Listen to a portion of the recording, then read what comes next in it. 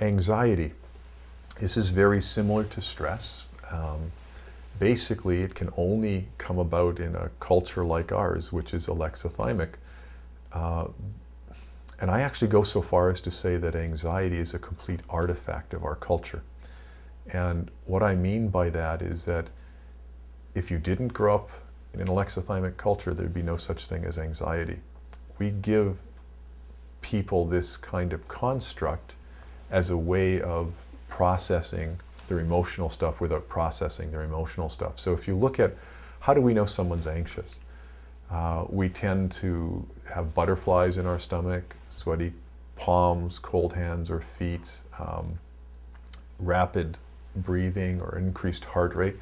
Well, so if someone has those, we say they're anxious, and you can have place-specific anxieties, and we call them, social phobias or fears and phobias. Or we can have generalized anxiety where it just seems to be happening all the time. But if you look at the symptoms, if you look at our definition of what anxiety is, what do you notice about butterflies in the stomach? Well, that's a sensation of fear. It's dancing down in the belly, and that's where fear gets activated. What about sweaty palms or cold feet?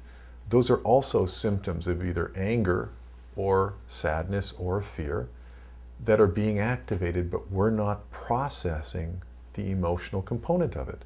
So anxiety really is just our culture's way of saying, pay attention to the body, notice that it's activated, but don't go inside and find out what's going on emotionally. As soon as you do that, as soon as you say, well, what am I feeling emotionally? Well, now you don't have an anxiety disorder, you have an activated emotion, right? And that's a very different approach to dealing with, quote, anxiety. Now you say, well, what activated my feelings? What's cueing my emotional response? And it becomes a totally different way of working with that, quote, anxiety. The anxiety tends to show up in two main categories. And one is when we don't acknowledge